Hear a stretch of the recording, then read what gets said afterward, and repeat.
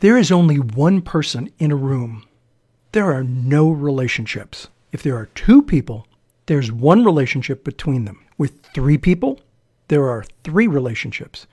But with four people, there are actually 6 relationships. With 5 people, there's 10 relationships. And if you have a strong network of, let's say, 50 people, there are actually 1,225 relationships. Having a room full of trusted business people working towards a common goal is a very powerful place to be. Having that many solid relationships in a room dramatically increases the opportunities for you.